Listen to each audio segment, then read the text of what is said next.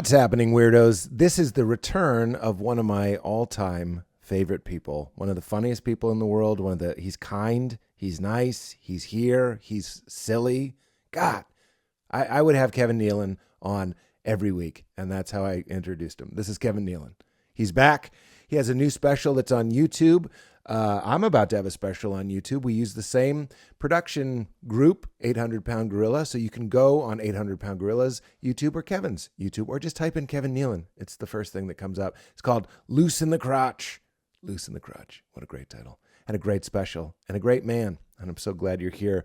Let's get to it as quickly as possible. The only thing I have to plug, we are rescheduling North and South Carolina. That should be added to the website very, very soon. In fact, maybe I'll make sure that happens after I do this intro.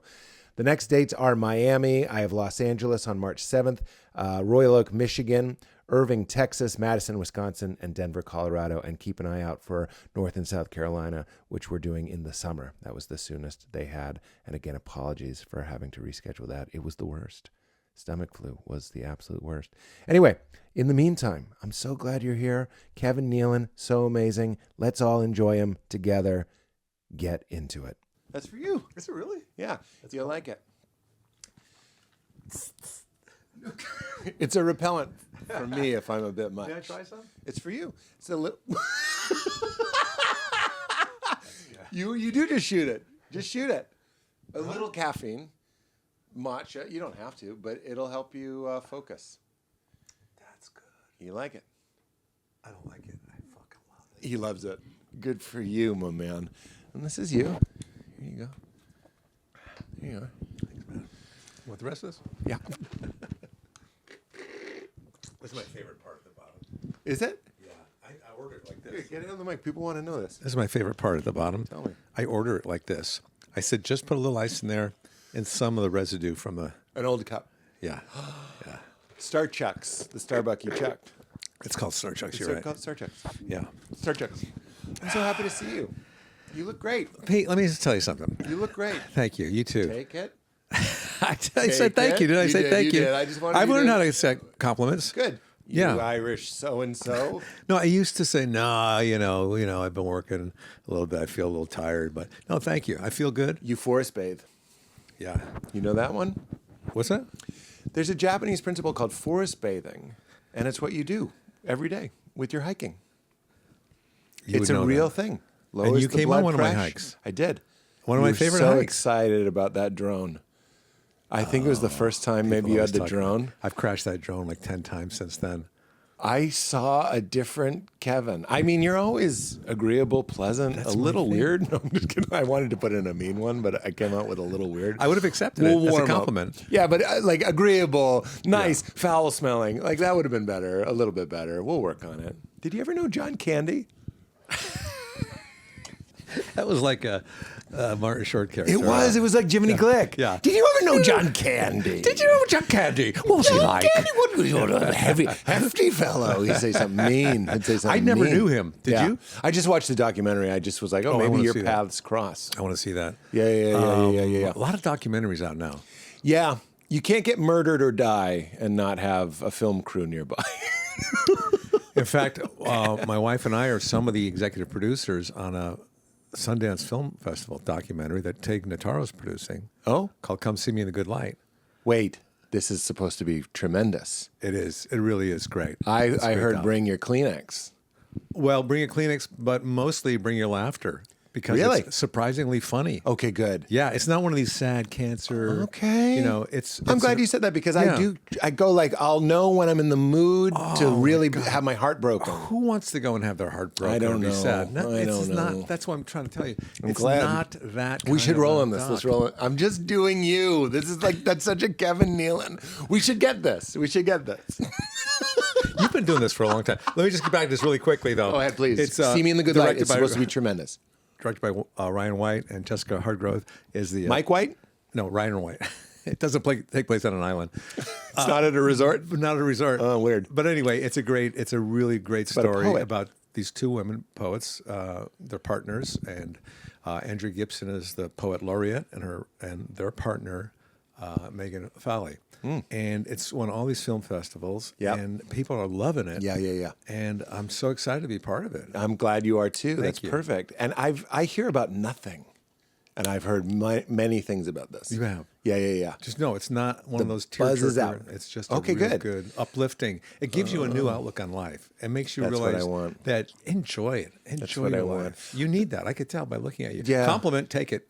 Take it. I need it. I need to You be need uplifted. it. You need to. You need some uplifting. need some help? That's a compliment. Wait, no, you can't say what is and isn't a compliment. That's how you look You at need some things. zest. Look, Look, happiness is how you see things. So are compliments. okay, I'll take it as a compliment. I could use a pick me up. And I'm I'll going to take a see- break, and I'll be right back. Okay. Whenever I'm with you, I forget. I just try to be funny how you are, because it's a very fun way to be funny. Some people are funny, not fun. You're fun and funny. Yeah. You are. You know, there's some comedians that are funny, but they're not funny people. Yes. I mean,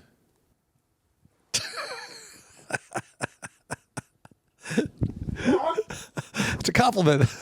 It's a compliment. that was the best look. That was the I was looking at best. your crotch. It was great. It's hard to miss. Yeah. It was a great look. It was a fantastic. I'm so glad when you did the That's- podcast last, it wasn't video. You know why it's a great look? Because I'm a funny person. Yeah, you're a fun person. But fun let me person. throw this at you. Yeah. I don't feel, and this is going to sound like a roast. It's not.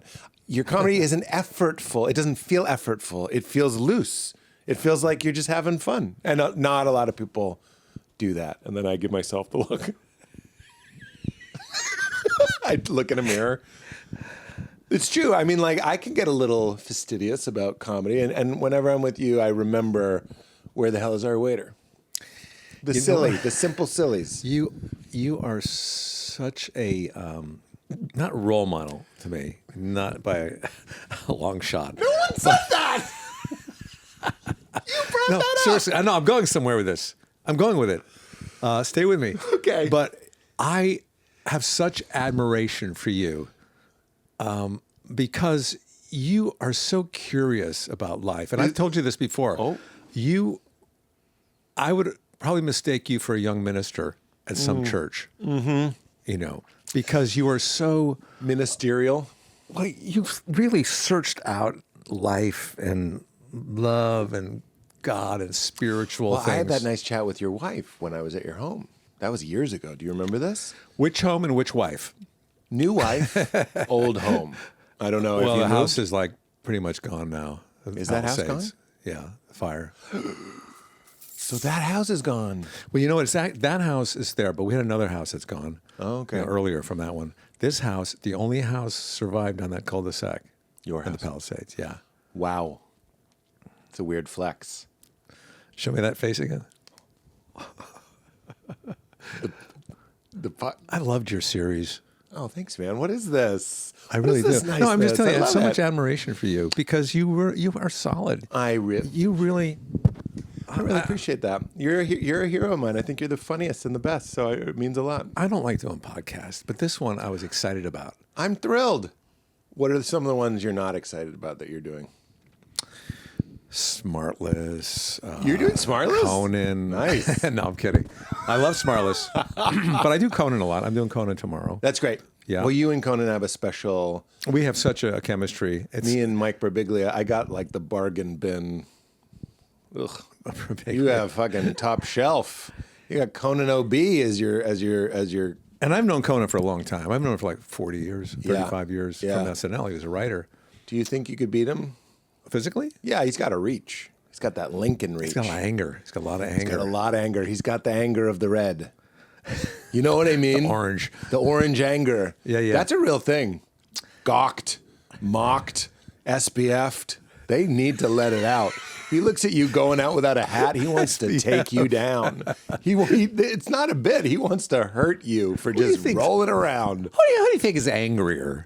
That's good. Which one of us is angry, Kevin? So you were on weeds. Why? Something mean? It has to be my mean. God. I love your paintings in here. Oh, thanks. You're an artist. I am an artist. Visual artist. Thank you. Yeah, I'm a visual artist. I paint caricatures of people. I know there celebrities mostly. I told you last time you did this, there were some original Nealons in Judd's office. That's right. Yeah, in the bathroom. Good place I'd for pee them. all over 'em. Right by the toilet paper. Right by the if you can't find toilet paper. In fact, it was a little rude. It was roll out Kevin Nealon art in the bathroom. I've been doing this for a while. I have a book out called I Exaggerate. I know. I love it. Where was I? I was in Nashville. Yeah. Zany's Nashville. Sorry, it's in the bathroom again, but that book is in the bathroom of the green room in Zany's Nashville. Yeah. But you knew that. A lot of people, I didn't know that. It's a good bathroom book. Some people say coffee table books, but it's a good bathroom book. Good toilet book. One step away from the coffee. So everybody's asking me, where can I get one of your paintings? Where can I buy one of your paintings? And I never really was selling them. I had them in the book, Yeah. But now I've started a store, a Shopify. You go to kevinnealonart.com. Nice. And there's / see me in the good light. I just want to know when we're plugging stuff. Oh, you'll never know that. That's kind of pro I am. You are. That's brilliant. First of all, good for you. 2, you should be. 3, I want one. Shopify.com. Shopify. No. KevinNealon.com. KevinNealonart.com. Who got Kevin Nealon? KevinNealonart.com. Who got Kevin Nealon? I got it. Who got Kevin Nealon? I got you it. have Kevin Nealon and Kevin Nealon art? Yeah. You felt like you needed. I your thought life ahead. was so. I also have Kevin Nealon. I have Kevin Nealon hearses, just in case. In case you go into the death biz. I have Kevin Nealon PeteHolmes.com as well. I'm sorry. Case. Just in case. Kevin Nealon OrangeAnger.com. For you and Conan when you have a pay-per-view. That's I what watch gotta your do these special. days. Which one? All of them. Clip it. Mark that. Mark that as a clip. And which one was your favorite? Well, we did one with the same company. Why am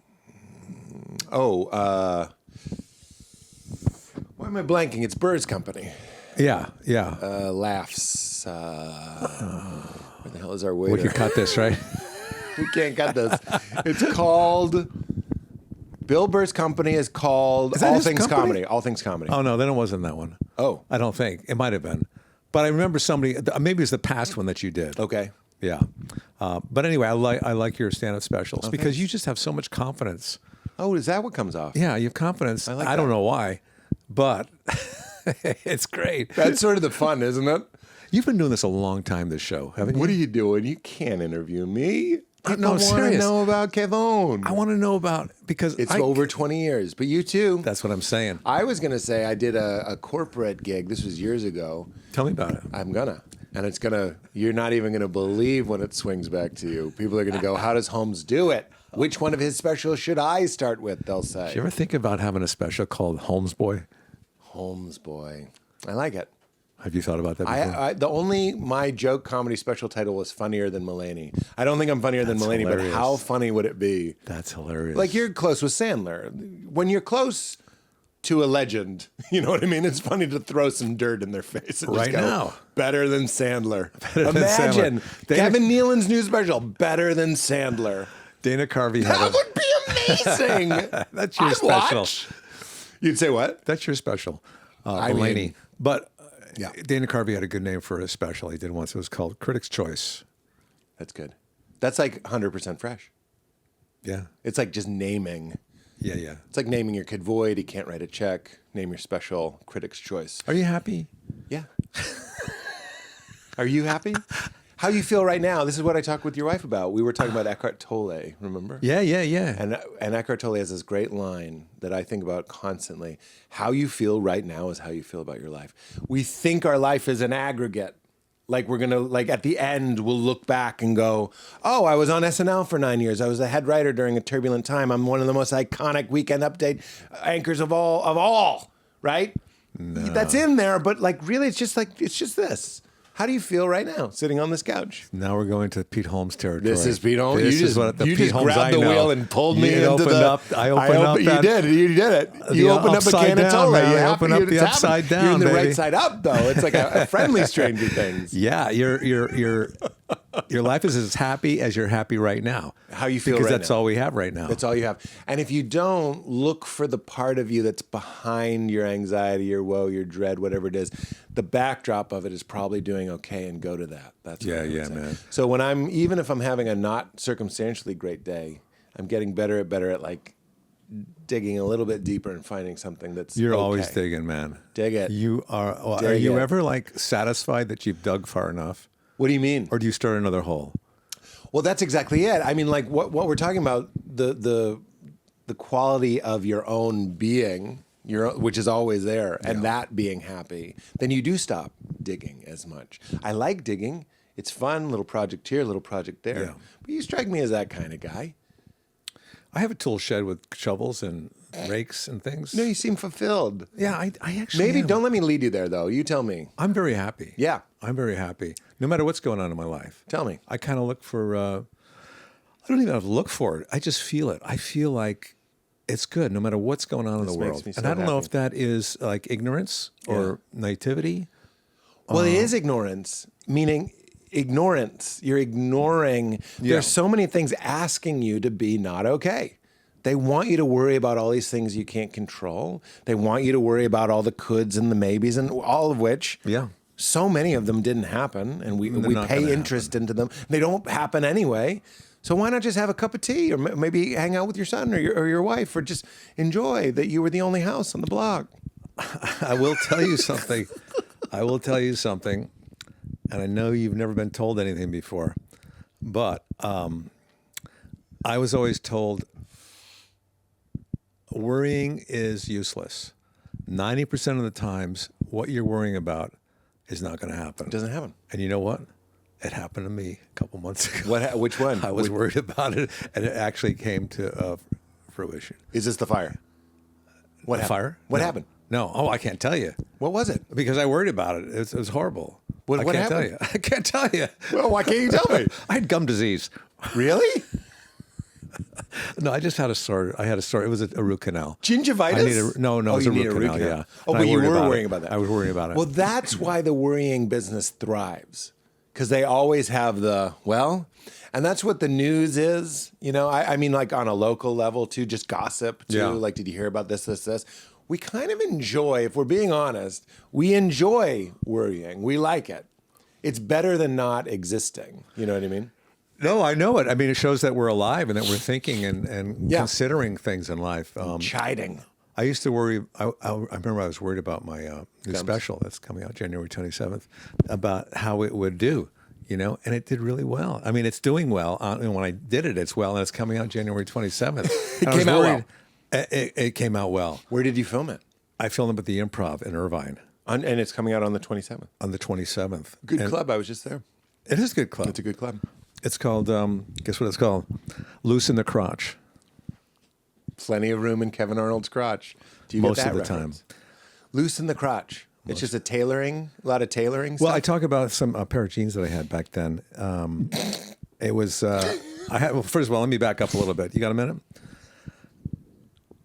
She's sleeping.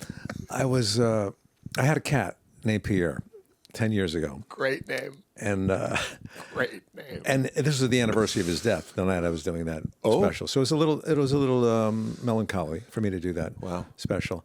And Is that real? You were that close to Pierre? I was close to him. Yeah, but it's been more like 25 years. Okay. But that's not believable. Yeah. So Nobody celebrates at 25 on a cat. no. And when I'm done with this, we're going to get back to the meaning of wife. life. I do have my Hawaii story for you. I want to hear that in a second. It's not really a story, but it'll lead to your story. So Pierre was a great cat. Yeah. And I had a pair of jeans at the time. They were the perfect fitting jeans. Yeah. I mean, they were like snug in the hip, Yeah. tight in the butt, loose in the crotch most of the time.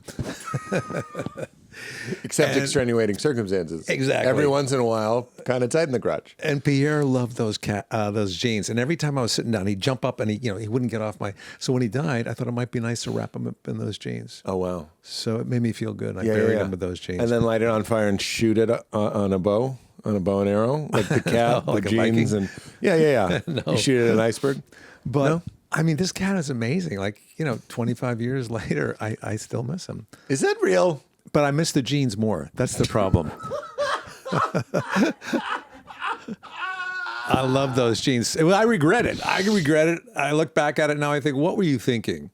Those jeans could have lived on. Cats are a dime a dozen. The jeans, they're like, I don't know, what are they now? $97? I went to Israel. Cats are like mice there. They're just out. They are? Just Oh, they're all nuisance. feral. They're feral cats. Yeah, they're a bunch of Will Ferrell cats. He kind of has a cat. If Will Ferrell was an animal, cat. Tall, orange cat. Strong. You ever see a strong cat? Got those legs? That's Will Ferrell. His son goes to my school. Paul Rudd's a penguin. Paul Rudd? Oh, what am I? I feel like I want to say like a sloth. A what? A sloth? A bear? A sloth? bear. No, you're right with us. Sloth. But I usually I think people say sloth. It seems like an insult. I just think there's something kind of flowy, No, and sloth. like leisured and that's a chill. compliment. Yeah, it's compliment a sloth. Yeah, Because I'm a hippo. sloths- Keep You're going. what? Hippo, but keep going.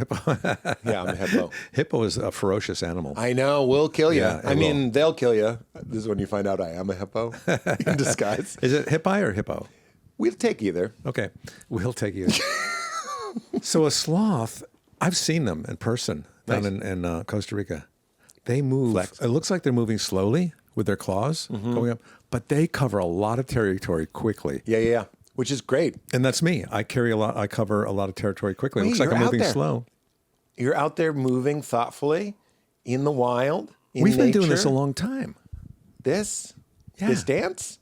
The whole dance of our comedy, whatever you want to call it. Yes. Looking for approval. Yes. And getting but laughs. you seem like that, going back to your sloth-likeness, you don't seem to be, and please know I mean this really as a compliment. No, really. You don't seem to be chasing it. You don't feel like a desperate guy. You don't feel like a guy that's out there like, I no shade to people that do Dancing with the Stars. I'm just like, Kevin Nealon is a Kevin Nealon. You seem to know that you're a Kevin Nealon and you're okay being a Kevin Nealon. Is that right? That's right. And let me piggyback onto that. Please, sloth-like. I've always been kind of at this level of not chasing it. I always thought that maybe things will come along the way they're supposed to, and everything worked great for me. You know, I got The Tonight Show with Johnny Carson, then I got Saturday Night Live, I got Weeds, I got a sitcom with Matt LeBlanc called Man with a Plan, and then I started doing a lot of stand-up comedy. I started doing my specials. God, I got to end this really quickly. And so, you know, and I thought, and I did a lot of Sandler films. Yep. And I've had a good run. Grandma's Boy. Grandma's Boy, yeah. Happy Gilmore 1 and 2. And I thought, you know, I see all these like big movie stars on Sunset on the billboards. And for years I thought I'm going to be up there. I'll be one of those guys. But now I'm thinking, that might not happen, you know? So I'm going to enjoy the stand-up while I have it, you know, when people are still connecting to me. Do you know what I'm saying? Kevin, this is very apropos. On that same note, and then I'll let you say what you're going to say. No, I'm disagreeing with you. I'm just agreeing with you, not disagreeing with you. Okay. I always fancied myself playing in these big arenas, you know, like, and I did. I was just on the Adam Sandler tour. I opened for him. Yeah. And there were like 12,000, 15,000 people. It was a great experience to be able to do that. Wow. But I always thought that I would be, you know, headlining those places. And I got to a point where I thought, that probably won't happen at this point. And Gary Shandling used to say, why? It could happen. It could happen. He was very positive about it. Yeah. So I still hold on to that. Yeah. Because my act is very A kind Neil of... Renaissance? A Neil Renaissance. Yeah. A Kevin Neal Renaissance. I don't know what that means, but yeah. Like McConaissance, like when Matthew McConaughey had a Oh, I see what you're McConaissance, saying. like Yeah, a yeah, yeah. Renaissance. But sometimes they do, and you can't control it. So Shandling is right. Yeah. There could be something, the special pop, go, why? We don't know. All of them were great. This one, for some reason, the next thing you know, could happen. I was thinking the only way that I'm going to have something go viral Is if I rescue somebody. You know, like I would grab the gun away from somebody. yeah. And so I'm always on the lookout for that. Do you want to stage that? Never thought about that. What are you thinking? I have a company that will stage You have a heroic. company. It's real. That's a good It's sitcom. real. It's real. No, that's a great idea for like a series. To stage Stage heroic things. Yeah. It's the only way to go viral. Yeah. But then, of course, it goes wrong. You ever watch a movie and you're like, and what happens? It goes wrong? You ever get mad? Like, we tried to watch The Pit. I'm not putting down The Pit. But we had just finished The Mayor of Easttown, my wife and I. So I had already seen it, but she's ready for the darkness, although it's so dark. Anyway, you meet all these characters, and some of them smoke, and some of them are always eating a sandwich with tomatoes. You know what I mean? Some of them are grumpy, some of them are happy. And you're fresh. You can do it. Then the show ends, and we're like, let's try The Pit. And then The Pit starts, and you're just like overwhelmed, like, this fucking guy, like, he's a whole new thing. Yeah. We turned it off when a younger doctor came in frame and went, "Good morning, sunshine." And we're like, we're out. I can't know the witty receptionist, the young whip smart sunshine guy, the older guy. I was like, it's not that it's not good, it's that I'm full. I'm full.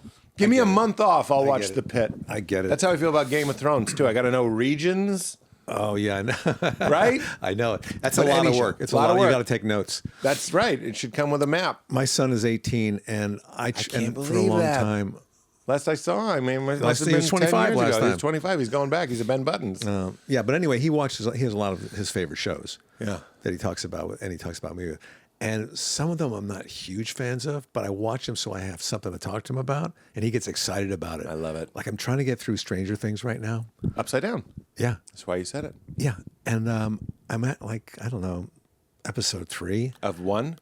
Season 1? No, this season. New season. Yeah. Okay, so you're in. And I'm kind of in and out of it because I fall asleep watching it. I fall asleep a lot watching TV with my son on the couch. Yeah. And he gets really angry. He'll go like this. Yeah. You know, Yeah. I'll say, what? I'm awake. Yeah. What happened? And the show's over already. It's 11 a.m. It's a No, daytime it's 9 session. a.m. It's a 9 a.m. I mean, 9 p.m. Still not grabbing you.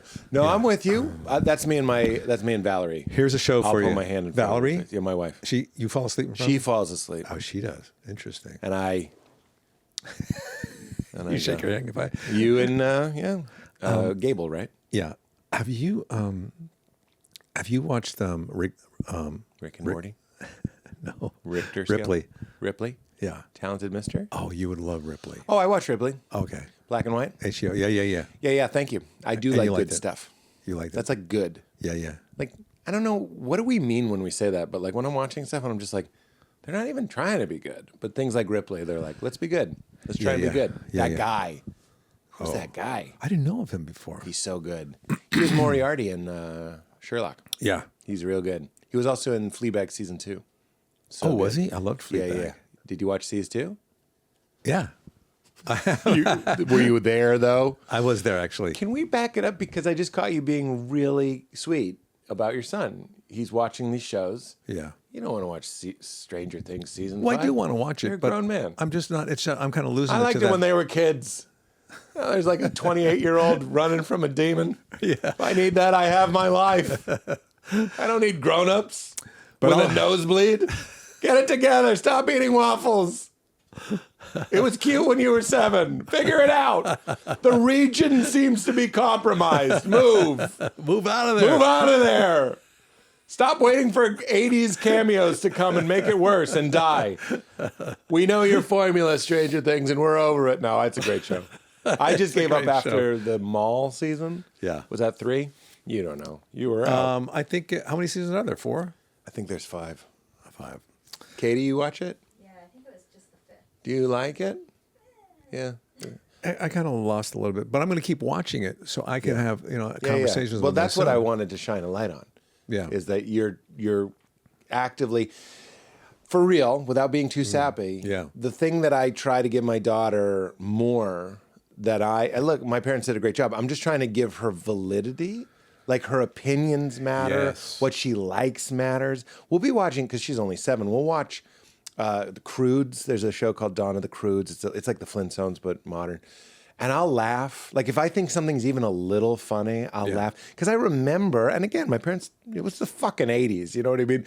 My dad would like, you know what I mean? Just like, jeez, you know what I mean? Like, and my mother would be like, that's ridiculous. Why would he do that? He'll have some dignity. Like they just couldn't, it's also Boston. They just couldn't stop critiquing it. My son hates that when I do that. What? With these reality shows, like, Where you go, that's fake. The big British Great Bake Off British or Bake whatever, Off. and I love the show. But Icy Blues. I'll say, they're really making that cake earlier, and then they're putting it in there. Goes, Dad, don't I know? Stop. But don't ruin Dad. it. Don't ruin it. You think that's true? I mean, that show has such a. No, I don't know about that show, but there's some shows that are I do, really yeah. they have to reshoot it. Well, it's true. I was friends with somebody that was on one of those cooking shows, and they told me that when the judges are eating it, it's ice cold. Because it would be. That's how it has to be. Right. What, it's gone from the skillet into It's got a face? good bite to it. It's got a good bite. Do you want to know our Great British Bake Off bit? What is You'll notice it when you watch it now. Whenever they try to make a focaccia, Paul Holly will eat it every time and go, it's more of a ciabatta. We're just like, what is a ciabatta? It's just a focaccia gone wrong. If you fuck up a focaccia, it's a ciabatta. That's the show. I almost did it. Did you almost do it? No. I'm sure they've They have an sniffed American around your version? beehole. No, you got to go there. I was nervous. Oh, you I won't would go? be. But you don't bake, do you? I don't bake. I don't bake. Why didn't you go? I said yes. Then I guess it didn't line up. They asked me to do Dancing with the Stars about 20 years ago. I Is said that true? no. Yeah. After my riff. Oh, yeah. You have an elegance to you. I know I could dance. Yeah. Although my wife said I'm a horrible dancer a couple of years ago, and I She's just stopped trying to- dancing. No. Yeah, I did for a while. She said you're a horrible No, dancer? it wasn't horrible. She said it was hilarious. You're a hilarious dancer? And I am. I looked at the video and I thought, you're right. You're right. But no. Dancing is like, even if somebody's tone deaf, you have to just be like, I love your voice. I love your singing voice. It's just a personal thing. I'll always look at the person next to me dancing and I'll mirror kind of them? emulate, mirror them. You know, and, I mean, you look now the way I'm moving. Yeah, no yeah, music even. I'm just. I mean, You could put music to this. I'm going to give you the tip that all tall whites need. Let's get those hips in there. Yeah. Don't forget the hips. Don't be the salsa. You got to don't really be get the. You can don't. You can do the salsa. You do a little bit. You do a little of that. But the hips are always neglected. Shoulders too. These are Shoulders. I'm telling you, the tips that I needed for dancing was like white guys love. We'll do this. Yeah. Just get the shoulders in. I'm not saying I'm good, but I'll sweat through my shirt if I am approving of your wedding. I want to. If I don't approve of your wedding, I won't dance. It's a subtle way to say 2 years if you don't dance. I saw my father dance. I'm kidding. I saw my father dance at my wedding. I've never seen him dance before, and it was very conservative. You know, it was Yeah. that. And It's it was kinda weird not to seeing be him dance. political, but like the way Trump dances is kind of how all our dads would dance if they had to. I hope You know what I not. mean? I hope it would be better, but it's that kind of like Yeah. It's a little twist and shout, just Yeah. kind of like I think fists. he's trying to get out of a wetsuit. It's shimmying off Yeah. the bottom, the top peeled off like a banana, and now you have the wet bottoms on, and you're just kind of shimmying it off. That's the most middle-aged, not middle-aged, old white guys. Well, let me ask you this: The old whites. and then I'll let you go. What were your Be in my life. parents? Just be in my life. You're such a joy. Just be around. I am around. Yeah, you are. but you're not around. Don't put it on me. So, I want to know about your parents because they raised a really curious, inquisitive kid. Yeah. Are there more of you or just one? I have a brother. And Just one. Oh, just what of him? Yeah. What of your brother? He loves you. he does. He loves you. Loves you. What's Yeah, his yeah. first name?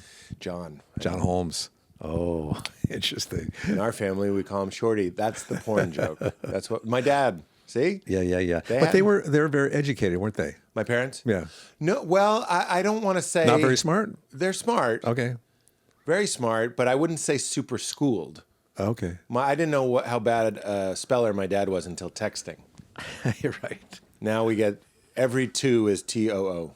I need to talk to you. I'm like, what is? But it doesn't matter with texting now because nobody uses pronunciation or Pronunciation? no, not pronunciation, but Punctuation. punctuation. Wasn't Thank you. even. I wasn't mocking your dance moves like your wife did.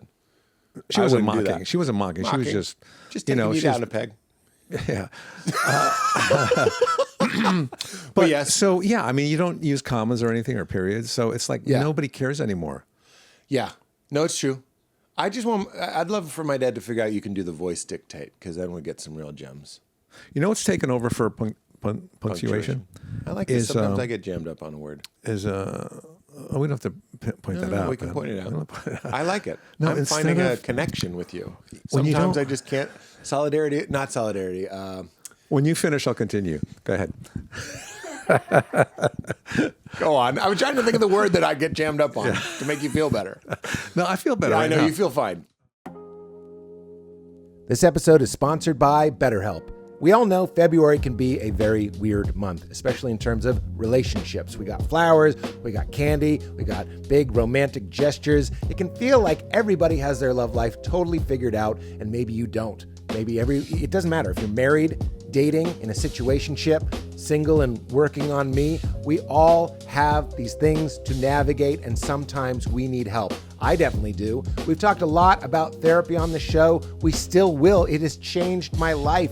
So you need to know what you're bringing into a relationship. You need to know what might not be serving you. You need to know what you actually want from a relationship or just a friendship. Talking about it helps. And BetterHelp has over 30,000 therapists and is the world's largest online therapy platform, having served over 6 million people globally. Therapists that work according to a strict code of conduct and are fully licensed in the US. They do the matching work for you with a short questionnaire to help find someone who fits your needs. And if you want to switch therapists, you can do that anytime. And people are really into it. There's an average rating of 4.9 out of 5 for a live session based on over 1.7 million client reviews. 4.9 out of 5 stars. That's incredible. Perfect love lives are normal. A little work can lead to a lot of progress. So sign up and get 10% off at betterhelp.com/weirdo. That's BETTER, better, HELP.com/weirdo. Go on. So instead of commas and periods or whatever, quotes, that's all covered by the emoji at the end. Yeah. That tells you. I don't need a question mark. Yeah. I just need an emoji with a. You need a Yeah. Yeah. I like, my mom is pretty good at emojis, and She she's is? 84. She'll nail it. How's she doing that? When you, here's what I do on my contact list when someone I know dies. I don't delete them. You put a 'Cause I little think it's- skull? A skull with the 2 X's for the eyes. No. Yeah. Skull? That way it reminds me that they're dead. And I don't call them and go, You hey, start what- calling them, but then the picture is a skull. Yeah. If you can get a picture of their skull, even better. Too dark? Wow. That's not the Pete Holmes I know. Well, I brought up my old mom, and you brought up when someone's dead. Tell me about yourself. No, tell me about what you're thinking about these days. What about atheism? Do you want my hot take? Because I've been looking into that a lot. You're interested I'm interested You're in. I'm curious? hearing things that people are saying that make sense to me. about atheism. Mm-hmm. Sure. What grabs you about it? Well, I will tell you this first, that I told a friend of mine that who's into mythology and spiritualism. She goes, well, let's go on a hike sometime and I'll punch some holes in that for you. In atheism. Yeah. And I don't know how she's going to do that. Gum disease? It was, well, I worry about telling you. No, it was nobody you know. Oh, okay. But I know a lot of people. I'm just kidding. We do not have to talk about I'll who tell it was. you, it was Rudy Giuliani. Wow. Yeah. So He went out in the sunlight? where did he go, by the way? He went out in the sunlight. Everybody disappeared. There was, He probably dances high. oh, yeah. He used to be, we're old enough to remember a Giuliani that was like. He's a hero. Yeah. Yeah. In New York. He could have been president. That's what I mean. Yeah. I had a high Giuliani, and then it just went real goofy. Same with like, what's his name? Mark Meadows? Where did he go? Wait, who? Mark Meadows. Mark Meadows? Yeah, he was like the. Tim Meadows' his brother? But getting back to the atheism Yeah, thing. go ahead, Because I know please. this really interests you, and you're very spiritual. I know you're spiritual. And I'm all for. I know you're into it. I'm all for the universe. Yeah. Spiritualism, but I've been hearing some people's opinions about it. Yeah. And Well, can I tell you? Can Yeah. I join you there? yeah. What a wonderful unburdening of so many horrible ideas atheism is. I know. So let's start there. I don't want to poke holes in your atheism. I want to celebrate your intuition Okay. that goes, it can't be this. What I find appealing about this is it's empty. It's spacious. It's not filled with all this dogma, all these rules, and all this wrong God stuff, nasty stuff, Yeah. mean stuff. So when I briefly became an atheist after my wife left me, it's in my book. It was like a couple weeks. Are you an atheist? No. But I don't believe God exists. Does that make sense? So you're agnostic? No. I believe it's like if you're a cartoonist, someone drew two cartoons on a piece of paper, and one bubble says, "Do you believe in paper?" That would be like me saying, "Do you believe in God?" The ground of being, what makes reality knowable and experienceable, your consciousness, is God. Yeah, So I don't mean, think we you only can know go what we some- know. Yeah, but more than that, what you know is the knowing of the universe. There's only one knowing, and it's localized in you and it's localized in me. This sounds very trippy, but it's not something somewhere called God. So if you're interested in atheism, where I would join you there is I'd say, I don't think God exists. I think God is what makes existence knowable and experienceable. But you can't point to it and say, there's God. There's not. No. That's Oz behind a curtain. Yeah. Or that's an old man in the sky. So I also believe God is nothing. God is no thing. It's not a thing. It's like, this is better. We're in a movie. If you and I were in a movie, God is the screen. It's this knowing field wherein you go, I am Kevin. I exist. Now, where do you Does that do anything for where do you come up with those philosophies? Is that real? Yeah, that is real. I mean, I'll is it tell from you, but reading tell me- or is it? Tell me, it is from reading, but tell me more about what appeals to you about atheism, because it sounds like we're similar. Well, There's a lot like of I bad said, stuff we you know wanna what drop. we know. Yeah. Science, we know this exists. We know the planets exist. But in 5,000 years, when there's nothing here and there's no Bible, we know this exists, Right. this planet, but we don't know that exists. Right. And, funny enough, Ricky Gervais had something that really hit home with Are me. you mento? He said, there's 300,000 religions, What are and the yours chances? just happens to be the right one. Yeah. No, he's right on. He's right on. So often, the faith, you're Catholic, we're raised Catholic, I was raised Protestant. Your faith has more about where, when, and to whom you were born. It's way more tribal than Yeah, it is about where you were ultimate born. reality. So we agree. We need a concept of God that transcends this planet. What if there's aliens? What if there's alien life somewhere? I would say no matter what happens, everything's eviscerated or it's aliens in another dimension. The knowing with which they know their experience, that is God. It's the only universal. It's the only thing that can't be taken from you. True. And to tag that, it's talking about the universe and aliens. I mean, I don't even think that we're capable of understanding where all this came from. Yeah. You know what I mean? I mean, to think that we know where all of that infinity Yeah. came from. Yeah. What happened. Yeah, I agree. Okay, so I've tell tried me. to laugh about the Big Bang Theory before. I had a bit where I go, I love the Big Bang Theory. Look, I really do admire any take. And I know I'm oversimplifying it, but it's like, bang, it existed. And it's like, what? Yeah. Well, it was big. Like, I love... Oh, it was big. It was big. It was bang. It was there. And it was like, what? Very big. Very big, though. big. It was a huge bang. Huge bang. Beautiful. It's good marketing. You got to call it a big bang. When's your next special? February. Is it really? Yeah. See, someone like you can come out with a special like every 6 months because you're always analyzing things and Well, that's curious about things, and you talk a lot. There's a lot of talk. And you are able. That's how I think people come up with special. They talk a lot to other people. Yeah, that's true. And they're This able podcast to. helps. Well, you hike a lot. Do you find your podcast helps? I find I entered a lot of marathons from that. Did you enter a marathon? I just did a 5K. It started off as a 10K, but I Now, couldn't what finish is a it. K? It's like 1.4 miles. Well, like I said, As if runners couldn't be more annoying. You have to. We're talking kilometers now. Yeah, right. Look, bloody Yards. nipples. I did. Fucking tell me how far you're running. 5K. It's a riddle. I need a slide rule to know how impressed I You am. could do another special next week. Only when When I'm are you with doing you. it? February? When are you doing your next special? It comes out in February. It comes out. You've done it already. It's done. It's been done. How far in between two specials? It's been, well, I love this because comics care about this, right? Yeah. It was a year after my last special, but it's been sitting in a fucking vault like the Ark of the How Covenant. long? At least 7-8 months. Me It's too. been a long Mine too. time. And did you edit it yourself?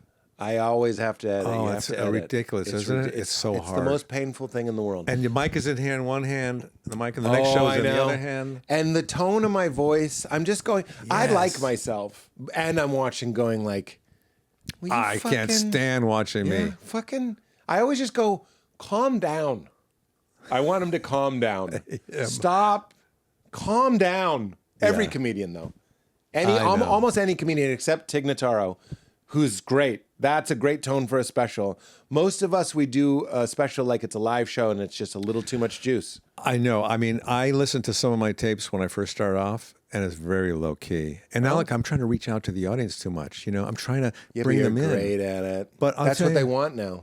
I don't mean to be the weatherman of comedy, but like, Yeah. there's a high front of please talk to us. Well, I will tell you that I am at that level of energy as Tig Yeah. and Nate Bargatze. Yeah. And it encourages me to see that someone like Nate can fill up an arena. Yeah. You know? I know. But He's fat. I'm with you too, because look, I love Dane Cook. Dane Cook fills up a thing, but you're like, he's like a jaguar. You know what I mean? He's like, of course. He's like a spectacle. And then Nate is not. right.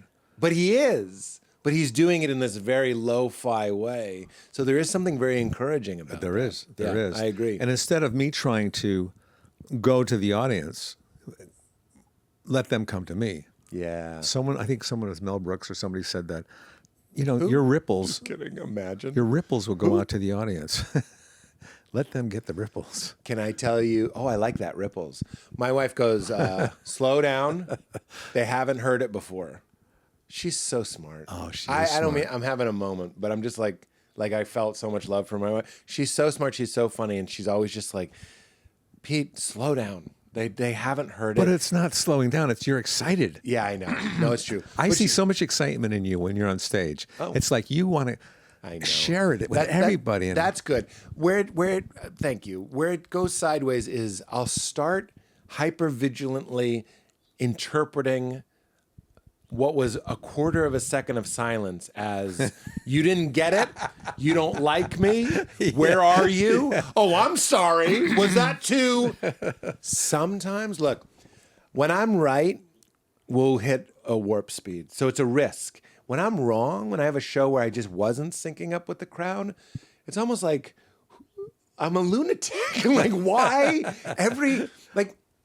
Like Sherlock Holmes. We were talking about Sherlock Holmes earlier. Well, he came up. So it's like deducing is very cool when it's right. Yeah. Like, oh, you must be right-handed. You're wearing your watch on your left hand. You know, that sort of stuff. It's fun when it's right. But when it's wrong, it's so stupid, and so embarrassing. Same with interpreting a crowd. When it's right and when I'm right, holy shit, that was a miracle. But if I'm like a little tired, a little wrong, a little off, I've been doing too much stand-up, a little exhausted, whatever it might be, it'll go really wrong. But I wouldn't change it. I wouldn't change it for the world. It's a high wire act. it is. That's you. That's who you are. Yeah. Let me ask you this. When you did your special, Yours is coming out January 27th, on called Loosen the Crotch, on YouTube, actually. Nice. Mine but too. with 800-pound gorilla. Me too. Really? That's what it is. That's what it is. 800 pounds. Yeah.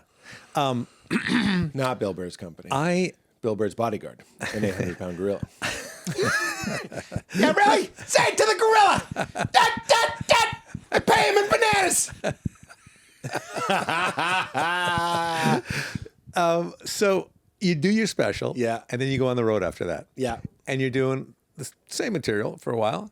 This is the crossfade section. Yeah. But now you're adding on to those bits you did in the It special. hurts, don't it? And you're doing a much better job. Hurts, doesn't it? And you're like, why didn't I do this during the special? It's the worst. Oh. Neil Brennan did reshoots.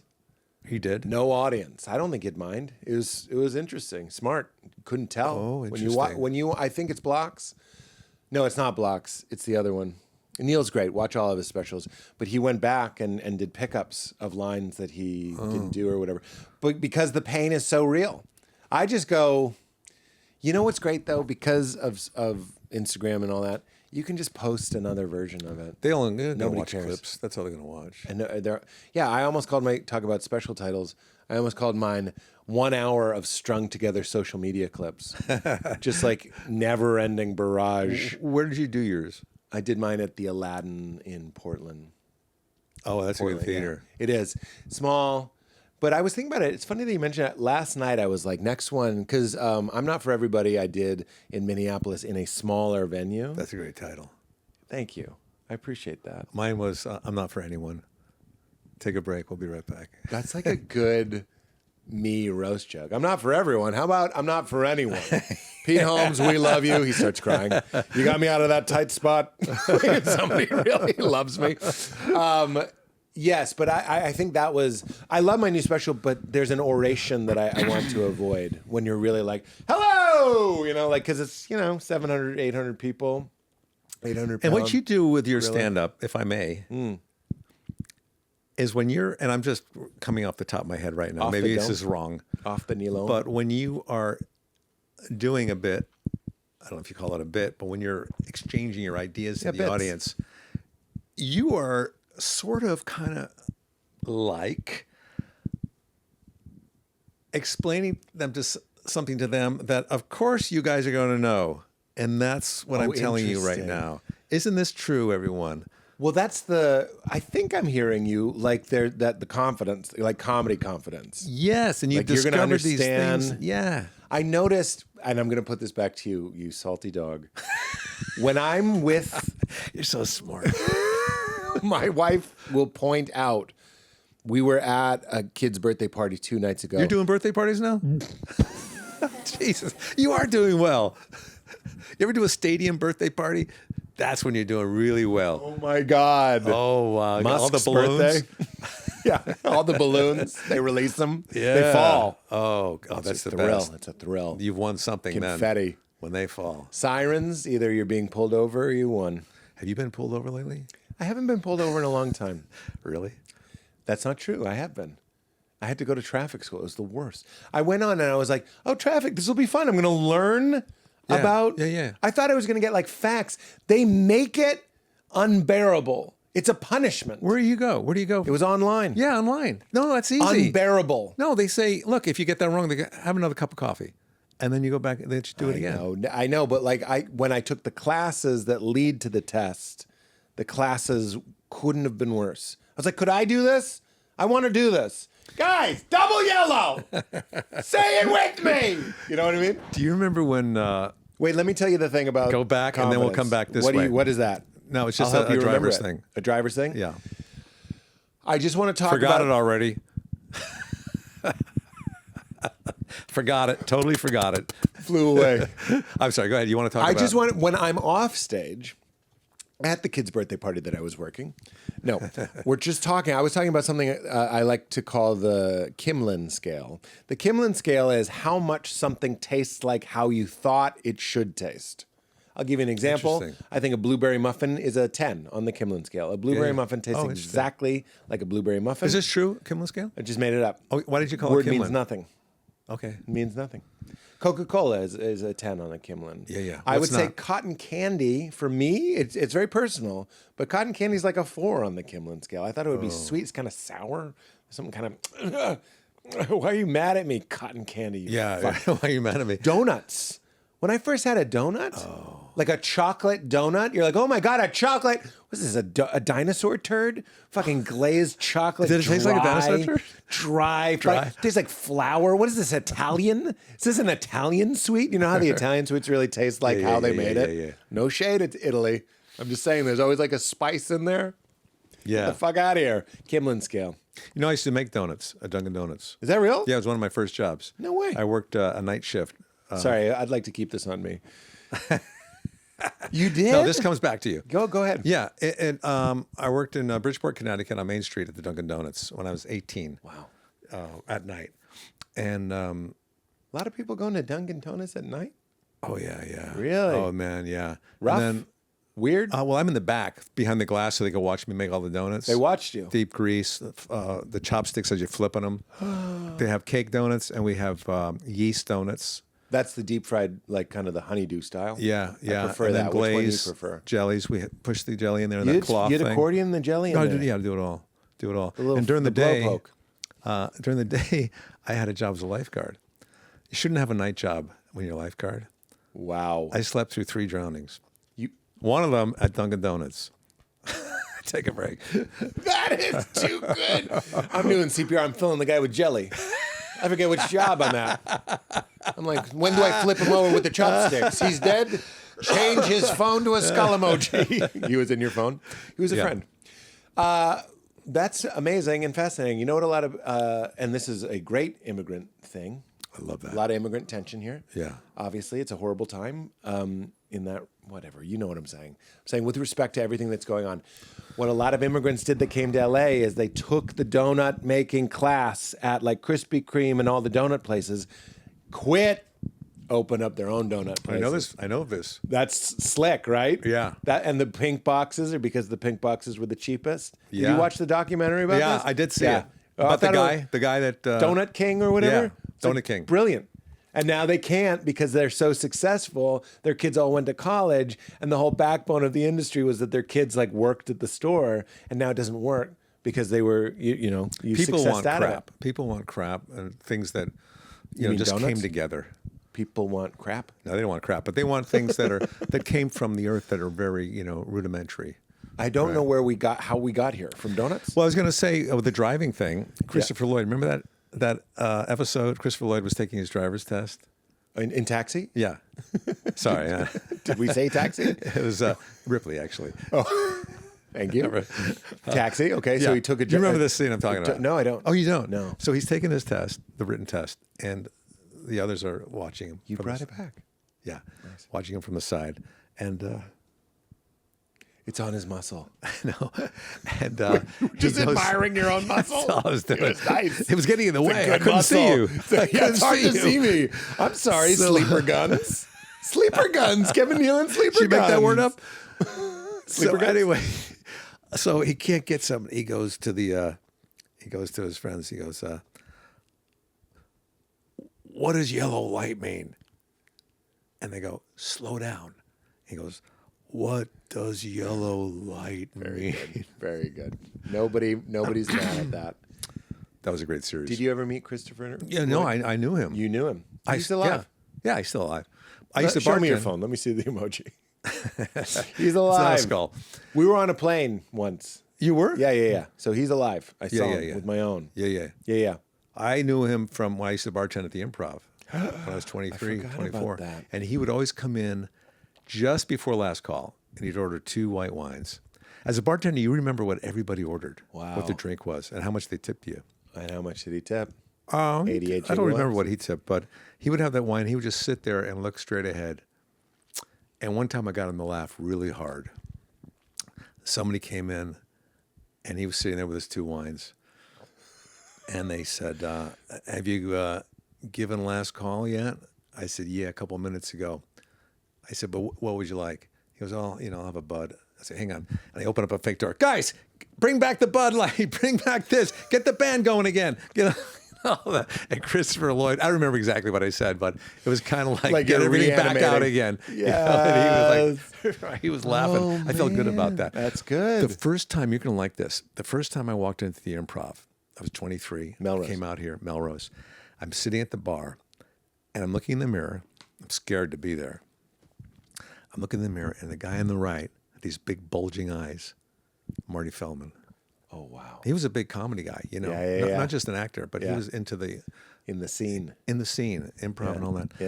And then on my left, this guy turns to me. He goes, he finds out that I'm just coming in and I'm newbie. Yeah. And he goes, I'm actually the original Ronald McDonald. No. That's what I said to him. No. I was Wait. more excited about him than Marty Feldman. I mean, Ronnie McD. Ronald McDonald, that guy did some commercials out of Clownface. Well, let me I would back see up. him in like a Lexus commercial, and you're like, Oh yeah, get the he's done fuck a lot. out of here, He did, fry guy. Yeah. He You did the fucking Colonel. He did clown. everything. He was the Colonel. He crossed lines. He did. He crossed fast food lines. He was the Burger King briefly. So the guy was messing with me. It was Bob Zamuda, who was The Zapruder film. no Bob Zamuda, who was Andy Kaufman's like partner, Oh, right. sidekick. He would be the ref on all the fighting matches. Did you cross paths with Andrew Kaufman? Yeah. Yeah. Andy Croft. He would come Croft? into the Improv. See, I worked at the Improv during this time when Key. everybody was coming in. Wow. I mean, Robin would come in from Mork and Mindy with the suspenders still. Suspenders, just you know, Jay Leno would come in on his motorcycle. No, I like your worst impression is row. All right, guys, I'm getting out of here. Oh, I'm right behind you. The motorcycles of every comedian. Yeah.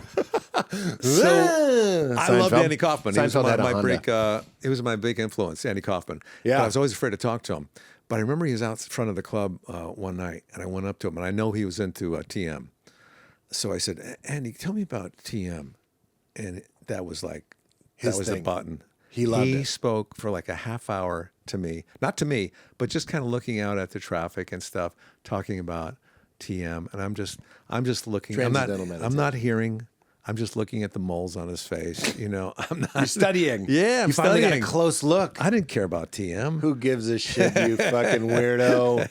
It's on YouTube, and they shot it at the Melrose Improv, that special he did, where he plays the bongos and Oh stuff. yeah. I was there. You were there. I was there at a lot of his performances. You were there. I would see Robin. I would see Albert Brooks. No way. Came in one night. I'm involved now. That's it in Drive. Yeah, I'm involved now. Wow, these are... No, I really got the experience, and I was a bartender. So when someone was in the room, guys like Richard Lewis would kill. Yeah. Because it was a whole, like an expat New Yorker room. Yeah. And I saw so many great comics in there. Was Richard Lewis one of the standouts? Oh, Like, yeah. I don't Jay want to say Leno. underrated, but I don't know if... Like, people always mention Robin, but I feel like Richard Lewis... He had that kinetic thing too. He had the that notes, real neuroses, the notes, the throw 'em sheet of around. like 7 feet of notes. and Yeah, he the would- legal pad. But when it was, I feel like he's a guy too. Like if it was working, I bet it was unfollowable. Oh, yeah. Yeah. I got a call once behind the bar with Steve Martin. This is like 1980. So peak Martin. And he goes, is Bud there? I said, he's not here. Can I help you? I can't do Steve. I'm trying. I'm trying to think of how he would do it. Yeah. So We both did briefly. I can't We do both either. did. I could hear it though. I think I could be a good impressionist if I really focused on it. Yeah, but we can't just do it off the cuff. I don't. Who wants? There's already one of them. Why do you want another one? We're moving now. Okay. Is Bud there? No. I'm calling for Bud Friedman. Like I can't. Okay. So I go, hey, I'm sorry he's not here. Can I help you? He goes, yeah, this is Steve Martin. I was wondering if I could come down and do a set. I said, yes. Yes. Let me I'm check. Bud Friedman. You open the door, you do the bit. Guys, open to get the band. Steve is here. Put the stage back up. Did he come? He did. Arrow? I'm just kidding. Not Arrow. No. Club set. Club. White suit? No. No. But Albert Brooks, I remember, he came down once. He must have been up in the hills with his friends smoking doobie or something. Yeah. Because he came down during open mic night, and he just took over. He did like an hour and a half on stage. Every comic But so I'm loves saying, that. like, I as a starting off comic, I got to see all these comics perform. People Yeah. I saw on TV, Yeah. they're coming into the club. Go ahead. I was just saying, I run upstairs because the room is packed, and there's a little peephole at the top where I could watch. And You that's mean where I you watched. duck under the thing? At the time, the yeah. little green Back room? then, yeah, there was none of that stuff up. That was Bud's office up the top of the stairs. Oh, really? Yeah, the bigger room on the left. Oh, wow. I didn't know that. Yeah, I would go up there at night and do all the receipts from the put them in the canvas bag with a lock and bring them to Canvas the bank. bag, your nose, cocaine. Loved it. You're a big cokehead, right? Still. So you're a big cokehead. You bring out the Tell me glycine. about your coke in your head. What is the thing about your cocaine? I've never done coke in my life. Me neither. Pot? I'll do some pot. Still. Well, I'm 46, Gav. I'd love your take. Are you 46? Yeah, why? Jeez. Is there something behind? Oh my I thought it was God. what? I'm not sure if you were younger or older, but I never thought 46.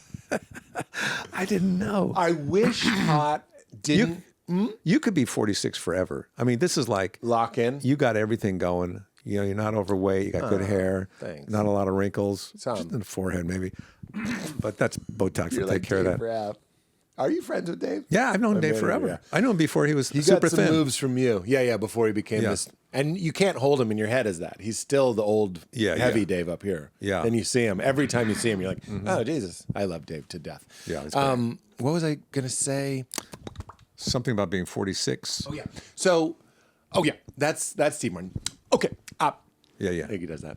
I wish pot didn't have any ramifications. If I wanted to smoke pot last night, I would just kind of have an adjunct day, like a little chunked. You know, my daughter climbed in bed with us, just kind of fucked up our sleep. It was just one of these days. It was fun. And I was like, old Holmesy deserves a treat. That's always the voice. Have a treat. Smoke some weed. And I was like, I can't. I have this podcast today. It would sorry. be... No. It would be 30% less fun if I had smoked last night. Yeah. And people don't talk about that. I know I do. I can't shut up about it. But like people talk about weed as the consequence-free fun thing. I'm like, I'll do it if I have like a free week afterwards. Really, you have a hangover of sorts. What about gummies? Or not at all. Sometimes I'll be better. The next really? day I'm like, Okay. I can't call it. And then sometimes, like, we just had a podcast, I won't say which one, but we recorded it and I left and I was like, I don't know if that was good or bad. I was in a fog. Often people can't tell, but I'm like, I didn't feel as engaged. How are you on the weeds? I don't do weed. No weed. When I did that show, Weeds, people used to think I was a big pot smoker. Yeah, give them the weed. It's like I'm just an actor. It's like if you're on The Sopranos, you don't kill people. Yeah, they do love you're an actor. a gabagool, though. A gabagool. Did you ever meet Gandolfini? I didn't. We were the same management company. What's that? We were at the same management company. Though. Oh, really? Yeah. We have the same. Who cares? Who were you with? WME. Don't care for it. Do you do like Comic-Cons and stuff? Will you just go and sign? No. Do you? No. Would you? I would. I'm going to. They make big money. I'm going to do it. You should do it. I'm doing it. Big money. I got one. Also, I'm going to say this. Really? Yeah. Who? We'll talk off. Okay. We'll talk off because I'd love an age. It was not. I wouldn't say it was humiliating, but Joel McHale put me in touch with his Comic-Con person. I texted them and I was like, "Hey, I'm Batman. I'm in the X-Men videos. I'm in the Street Fighter videos. Like I'm trying to tell them about. I'm on The Simpsons. I've been on Star Wars cartoons. I'm like, I think I could do this." Ghosted. Really? It was real. I'll hook you up with somebody. I felt real. I got somebody. I Pat appreciate Oswald. You know him? Yeah. He does that. He books those Comic-Cons. Oh, really? Yeah, he'll get you. Patton would be great. Patton would be great. Oh, I'm sure he does. Oh, you mean he's the agent? He's the agent. He could play the agent, He could. but he's great. One of the greats. So P.S. nothing aside from pot. You never did like no coke. Never tried it. but no Quaaludes ever. Or Me? yeah, Oh, I've done pretty much mushrooms. every psychedelic. Shrooms? Yeah, I've done psychedelics. See, I don't want to put something in my body I can't get out of right away. I understand, and that's part of it. I'm not here to talk you into it. Okay, And that was the feeling I had when I first came here. That's why you got me here. No. No, okay. I feel like you're living in a nice place. I like the light you're in. I like the space you're in. Yeah, you may. I like the vibe you're giving off. There's certain people that I'm like, you need someone to like shine some light on your heart and you need to be out of control and the mushrooms and get that in there. I'm not getting that vibe from you. Compliment. I like that we give compliments that you have to go, it's a compliment. So is it? Is it a compliment if it's very unclear and makes you feel This is all material weird? here. This is why you can do a special every week. Special every week. People used to put out albums where they'd just riff. Rory Scovel, but like Yeah. Bill Cosby, I know. Bill Cosby was the criminal first rapist. guy I saw like just not stand up at the mic. He would sit down on the front of the stage, talk to the audience. Really? Out of the lights? Well, they put a light on him, but Find him. Find him. His set's always starting with the creak of a light. Zippity. Find the zippity. Find the flappity gibbity. put that on after the compliment thing. Yeah. And then go with the flippity flabbity. And you got half of your special right there. I mean, we could. This is why This is why I like clips. Sorry, How hit are you her on in the the head. social? Katie's used to it. Gabriel Iglesias threw a chair at her. I'm just kidding. I just picked a random guy. Fluffy? Fluffy. Hey, isn't it cool that you know all these comics?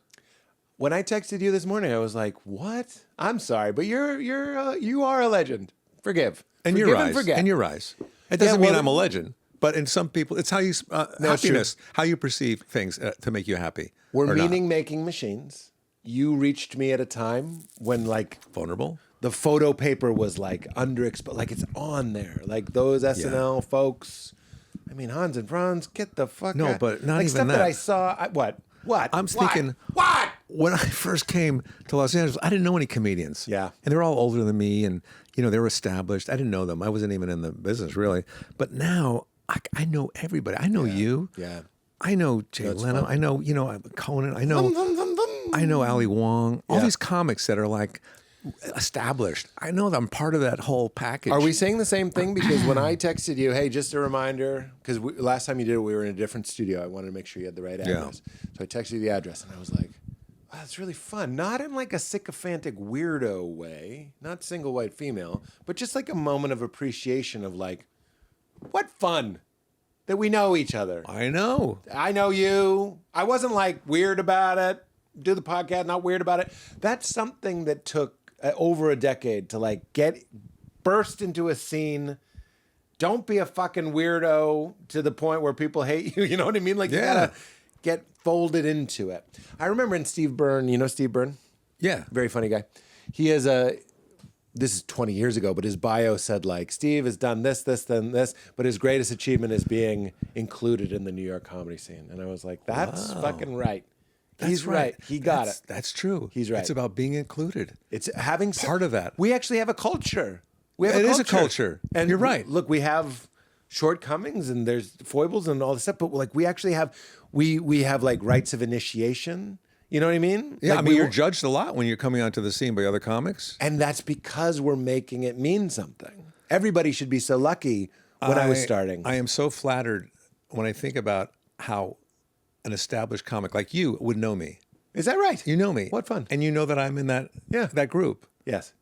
I know what you mean, and it doesn't surprise me because working with Judd, both of our friends, Judd loves you. So Judd is a legend as well. Yeah. But I also see like you're only a legend to people if they know you. You know what I mean? You ever been with Judd and you meet some lady and no idea and who cares? Yeah. That's why that was my joke with Mel Brooks. Mel Brooks, who? Right? There are people who don't know who Mel Brooks is. I know. Or Marty Feldman. And what's fun is we know each other. We're this nice little island of broken toys or fun toys. We don't have to be broken. And so that's why you don't get so full of yourself because eventually no one will know who you are. 100 years, all new people, yeah. I do I always bring this up to him and he hates it.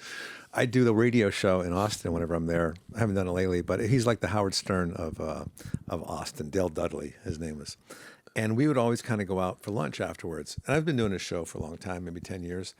And the last time we went out, we went to this restaurant and we sit down and he goes, you know what I notice about you? You're not getting recognized as much anymore. I said, you know what? Thanks, Dale. I haven't thought about that, but you're right. Yes. It's such a gradual thing. Yeah. And I, there's a point where I thought, this is nice. Yeah. I'm not getting overwhelmed, but now I'm past that point where, hey, where's everybody? Hey, remember me? Could use a sprinkling. Yeah. Like nutmeg on eggnog.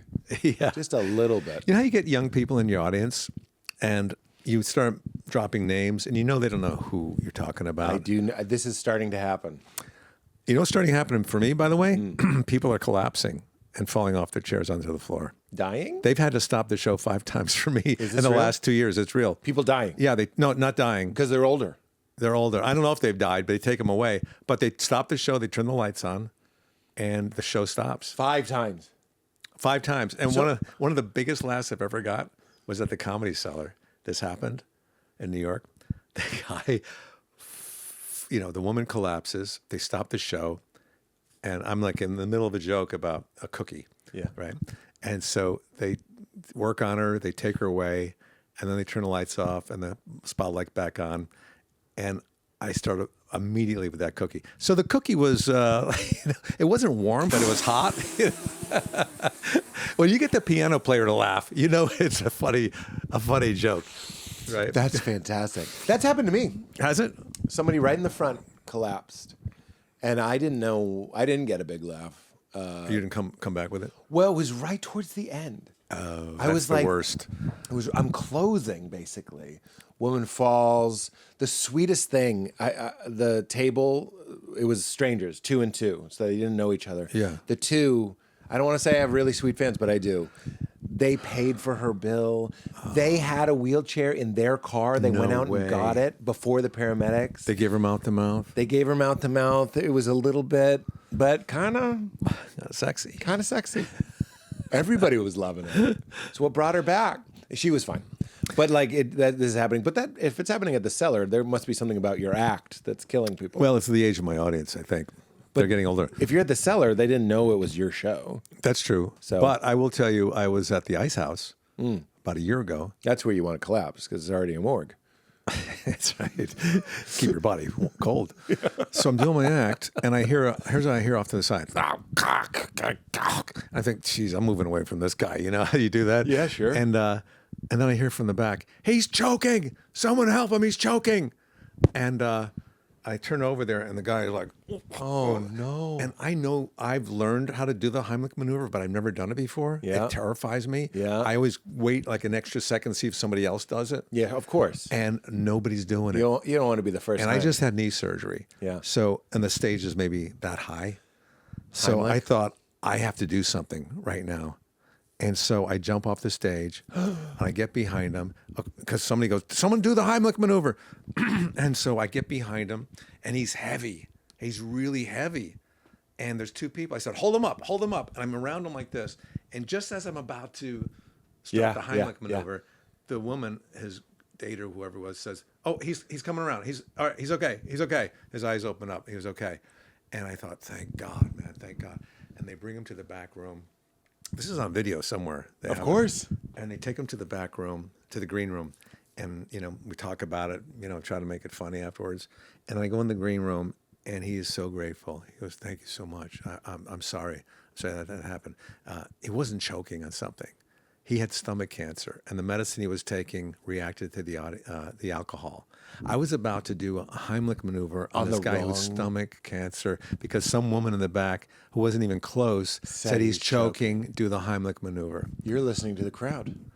I'm listening to the crowd. Some lady said he's choking. Yeah, she said, "Is anyone here a doctor?" Basically, she could have said like, he's diabetic. He needs sugar. She could have said that. It could have been that same kind of. He's having a heart attack. This is what somebody heart attack. This actually happened once. It was in Denver, at the Comedy Works, the old place. Somebody falls down on the ground. They goes, "Does anyone here have an aspirin?" Yeah. Now, I don't know if that person had a headache from seeing it, or she wanted that, the heart attack thing. Guess who has aspirin on her? You do? Do you have heart issues? No. But I'm aware that can happen. Look at this. I found the smallest fanny pack. This is an EpiPen for my daughter. And then I was seriously? like, while I'm at it, why not just carry some You got an aspirin? EpiPen? Yeah. She has got a bad allergy to some insects. Okay. I don't know why I'm being vague about that. That's okay, man. But aspirin. Scary thing. What do you keep when you travel? What do you keep in your? Do you carry a backpack with you? Like what's in there? Yeah. What kind of medicine to make you feel comfortable and safe? I don't have any medicine. You don't? No medicine. Oh, you know what I do on the road is it's the only place I have a sleep aid. Because after I do shows, it's impossible to go to bed. You're going over the material. Yeah. What worked and what didn't. On one part, you like it. You wake up at 4 a.m. and you go, not toothpick, toothpaste, and you write it down. But you're also like, Jesus, can we just calm down? I know. I'm the most creative in the morning. I wake up, I lay in bed, and I'm thinking I come up with so much stuff. Oh, really? That and hiking, just being out in the wilderness. Yeah, get your mind off of it. Oh, my God. Don't look right at it. It's the best, man. Yeah. You know I'm trying to keep my wardrobe simple these days. Fewer pieces, but better quality and stuff that actually holds up and looks amazing. That is a no-brainer that I don't have to think about. And that's why I've been loving Quince. Quince does premium material, thoughtful design, and everyday staples that just work, especially when the weather can't decide what it's doing, like currently. Quince has the essentials that I live in: organic cotton sweaters, polos that work whether I'm on stage or out to dinner, lightweight jackets that actually keep me warm without feeling too bulky.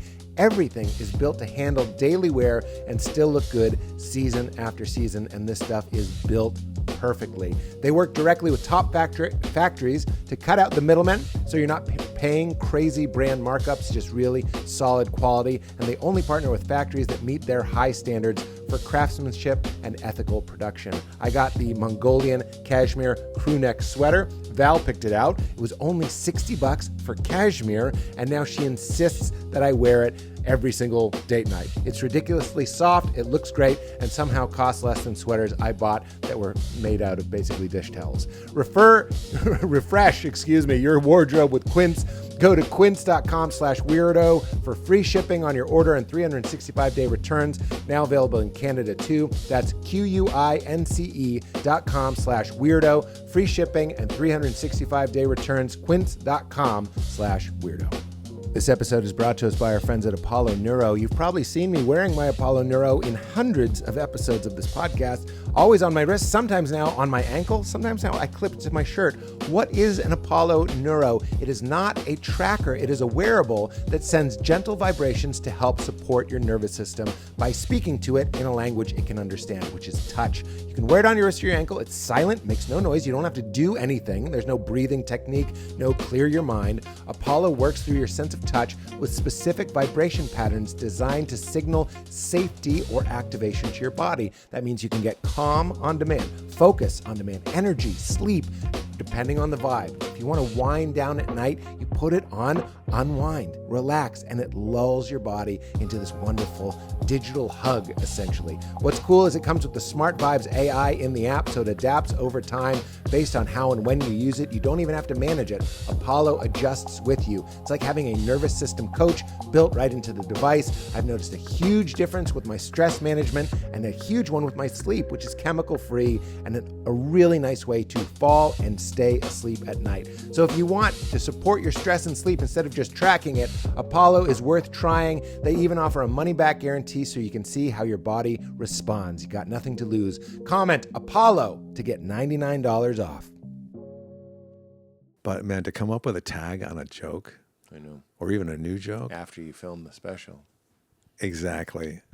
Here was a joke I came up with. By the way, can we point out, let's get to that joke, that you were like, I need to go viral. I need to save somebody. You did. I actually did, but it didn't go viral. Clip it. Clip that guy.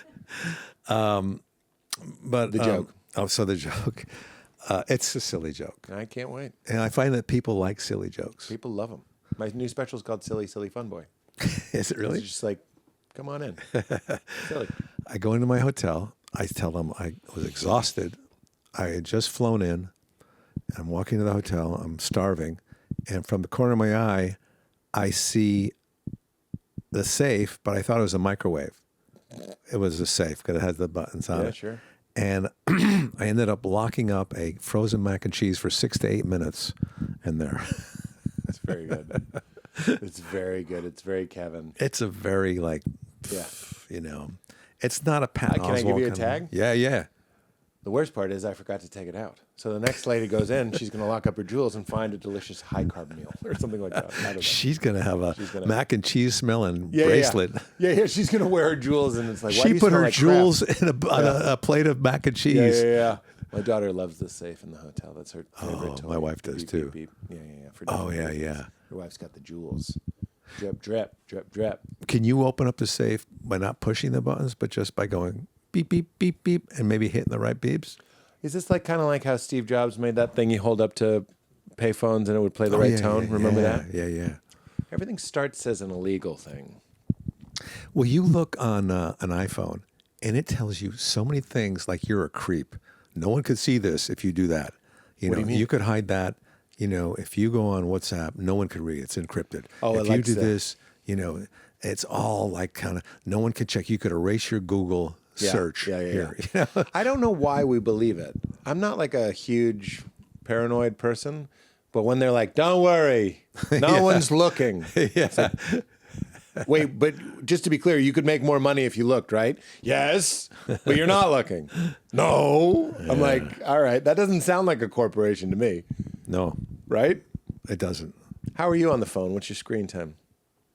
That's a good question. Yeah. I will tell you, it's long enough to be making my eyes go bad. Oh, really? Yeah, I need glasses now. You're on it. Yeah. You're and on then there. sometimes I'm thinking, I can't see the phone even. I can't. And then I go, oh, I can bring up the light a little more. Oh, that's better. So now it's really Just really cooking. But there is somebody just told me recently, there's a setting called tone on the screen that makes it a little more, Like the contrast? Yeah, it makes it a little softer in your eyes. Oh, okay. Yeah.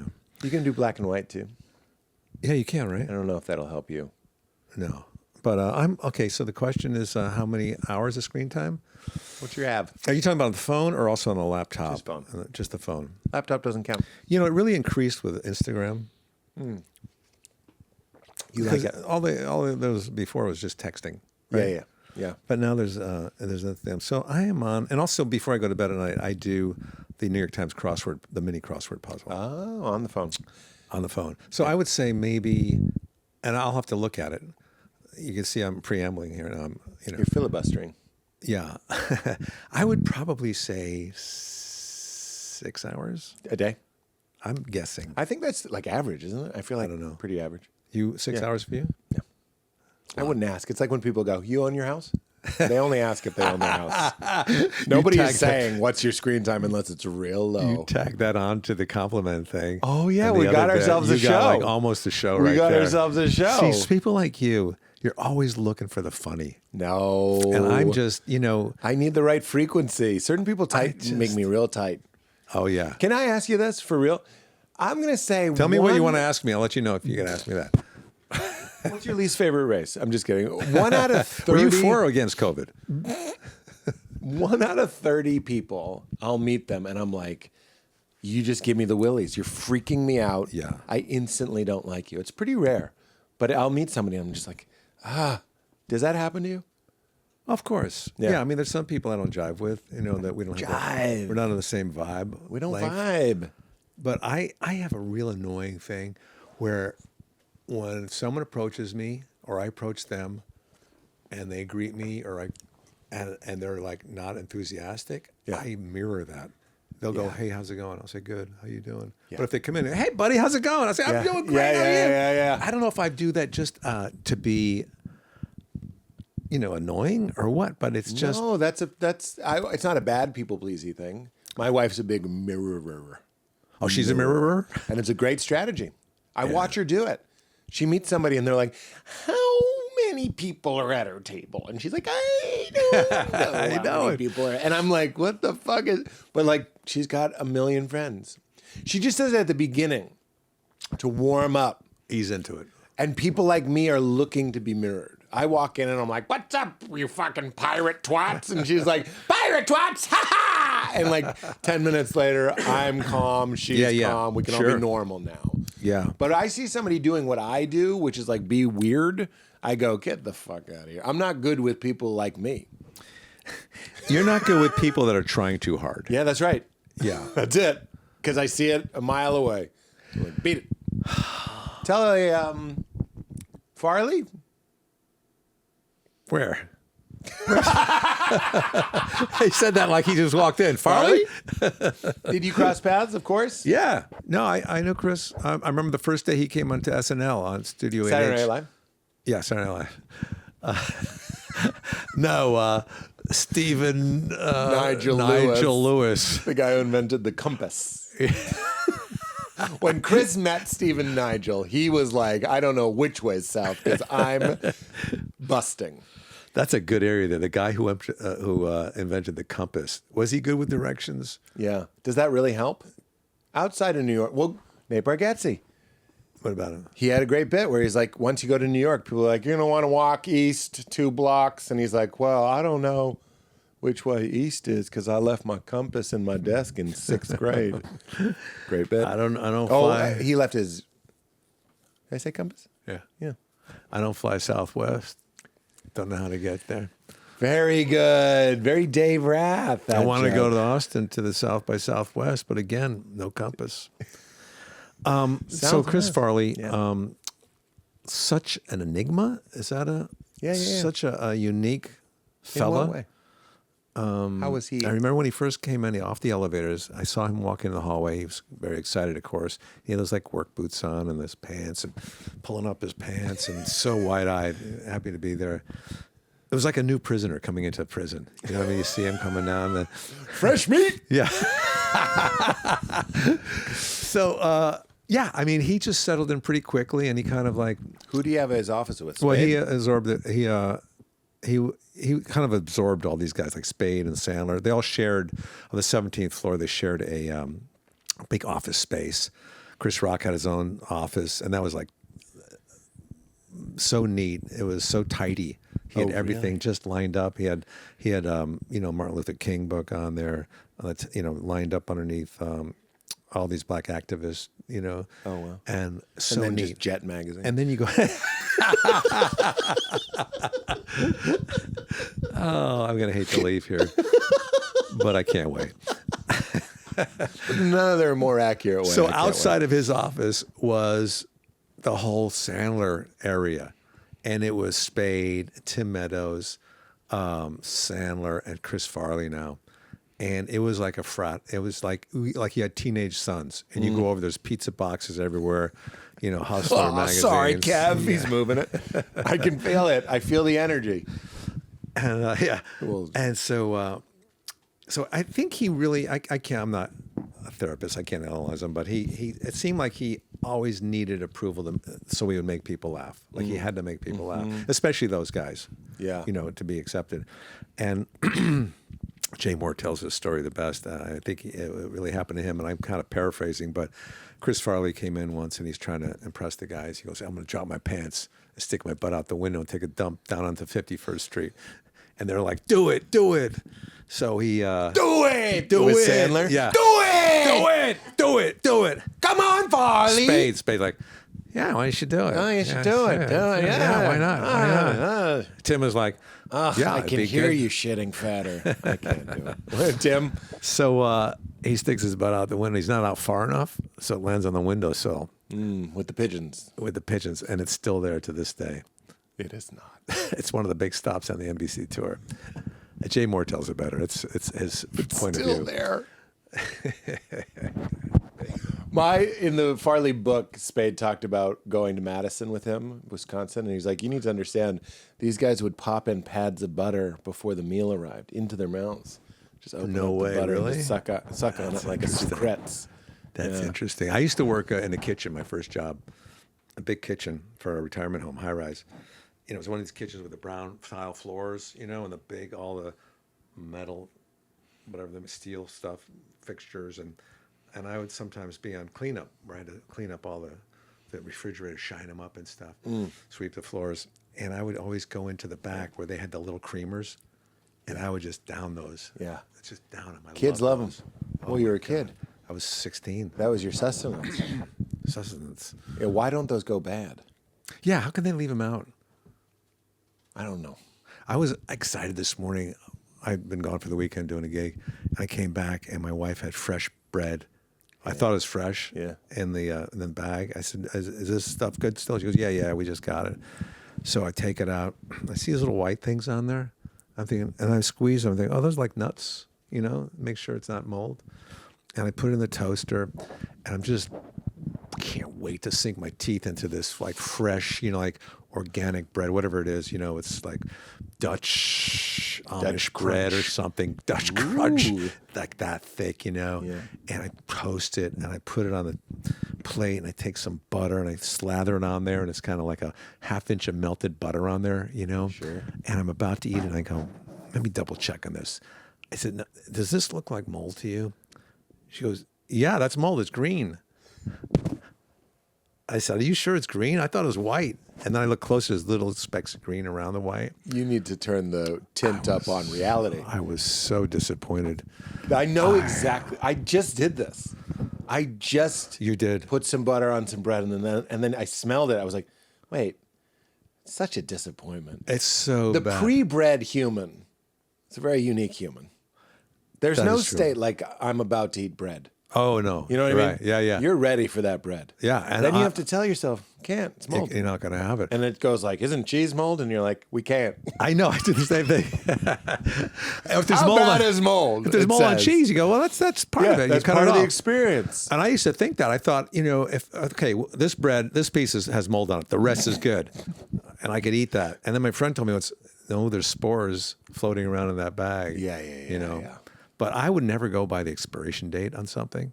I would look at it. Yeah. You know, if there's like those white hot dog rolls, they last forever. Yeah. This sounds like, you know how Trump, when he's at his speeches, he just kind of goes off on these things? He's like, I don't go by expiration date. Expiry 10, 12, 1, 2, 9, oh.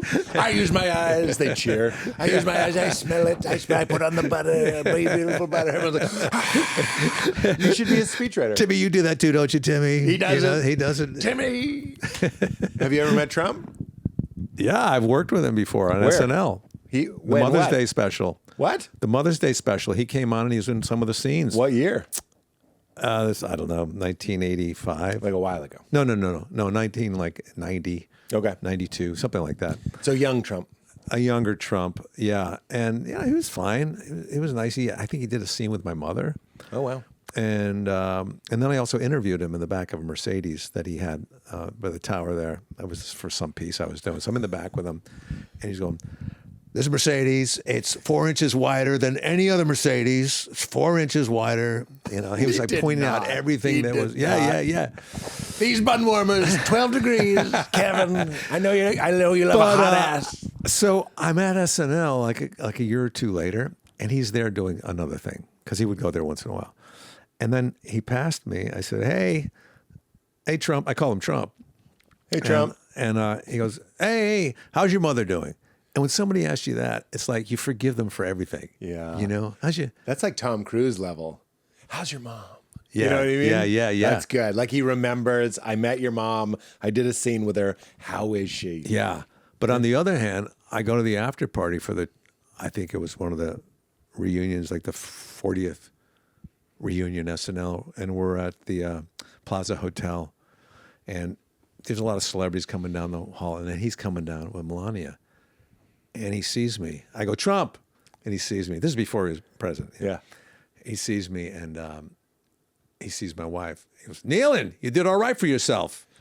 You did all right. And it just offended my wife so much. No. Oh, she thought that was so you were low and like, oh, I got this possession. trophy wife here, Yeah. you know? Yeah. All right, Parks and Rec, he said. Yeah. Love a park, love a wreck. And he just kept walking. Yeah.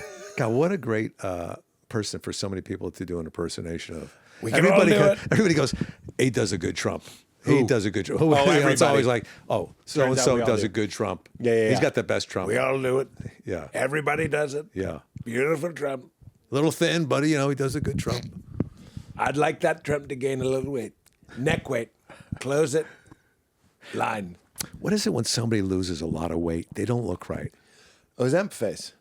This is before Ozemp face. Oh, really? This was like their heads. Heads Thank can't you for lose weight. acknowledging the existence of Ozemp face. That's a thing. Yeah. Yeah, sure. The heads don't lose weight. Well, you got to dial it in. Weight loss is a thing. Ozemp or otherwise. You gotta start at the top. Well, you got to figure out when does my head to body ratio start to get goofy. I got real serious about weight loss at one point. You used to be really fat.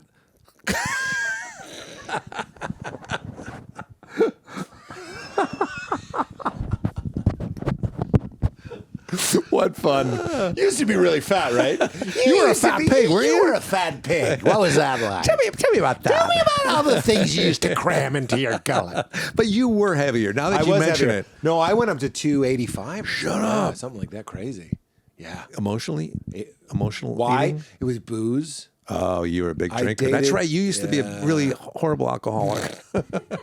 What's boozer. terrible is I don't think people would know because I was one of those drunks Yeah. that would go home and drink at home. Oh, you would. Yeah. At night. Yeah. Sometimes during the day.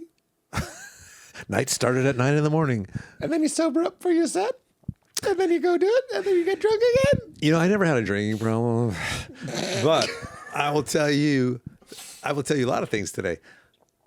I love any 22, 23-year-old, not any, but I like to drink on the weekends. With some buddies, I have a couple shots at home, and then we go out to the club or whatever. And the weekends always started Friday night, but then all of a sudden they bled into Thursday, became part of the week, and then Monday. That weekend got bigger and bigger. Yeah. And then at a certain point, I thought, I don't really need to drink. I'm not really good for hangovers and stuff. It's not worth it. Yeah. It's a little. I've realized that somehow I've become the guy that's like. I don't want to say against it, but I am the old guy that's like, you sure you want to? It's going to fuck up your sleep score. But were you a big enough drinker where you had to get help for it? I didn't get professional help. No, I read a book that I recommend all the time. It's called This Naked Mind by Annie Grace, and it's one of those like quit smoking books. Yeah, and it was a really great book. I listened to it, and I just made a lot of sense. My problem is also what's great about me is that I'm a very abundant person. I'm like, if we're gonna do it, let's do it. Yeah, alcohol and things like that don't work well. Do you read a lot of self-help books? I did. And when are those going to start kicking in? I don't know why Sanford and Son.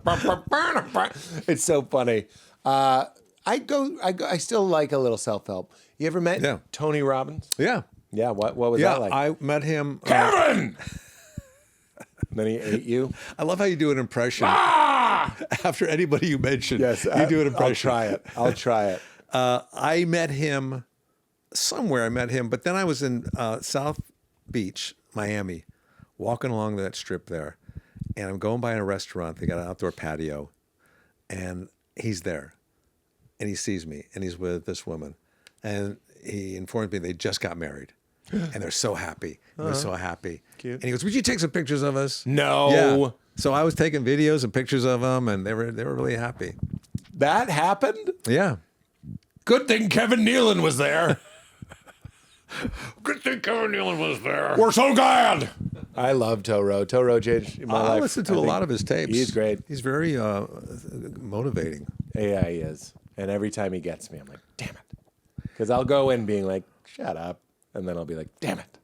You don't go to the actual meetings, do you? I can't do that much jumping and clapping. I'm not. That's not my thing. You can't walk on the coals. I That's when I started losing but a little. I want everyone to leave. I'll do the coals behind a curtain, but that's when I started. Well, maybe this is getting out of hand a little bit. Walking on the coals. I need VIP coals. Yeah. I'll walk on a Dion Cole. Kenneth Cole. I think I could walk on coals, but it's got to be a really long strip that starts off cold, like black briquettes. Yep. And then get a little hotter. Ease just it. like putting your hand on a hot plate. It. Ease into it. My wife said the funniest thing about Toro. She was like, for some reason, the word victory just does nothing for me. And I was like, I love you so much. She's not about it. Victory is really about beating somebody down. It can be. Isn't it? Or it can be about challenging yourself to a place you've never been. Kevin, what are you afraid of? Who's sounded that? like Alex Jones. Alex Jones. Hillary Clinton. We're done. We feel good. We're done. All right. I just want you to know. Thank God, finally. Here, use mine. This was a lot of fun. This was a lot of fun. Peter. Thanks for having me. I really am a big fan glad. of yours. And your special comes out on January 27th. By the way, I used to love doing on that. 800-pound gorilla. You did it last time you were on the show. Here We in the both show. talked and we did this. I'm just mirroring you. It's very exciting. Thanks. You You came used here. to be like, you're not Chevy Chase. Thank God. But you want to talk at the same time. Oh, it's very funny to be a tall man in America. People hate that. What? When you mirror their a half a second behind what they're saying. I liked it. You're like the smallest chasm. Smallest chasm. Susan Sarandon is surprisingly sexual. Susan Sarandon is surprisingly sexual. Susan Sarandon. Thanks for doing it. January 27th. Yes. And then what was the other thing you said? KevinNealonArt.com. And you come see me in the good light. Come see me in the good Kevin light Nealon on Art. Apple TV.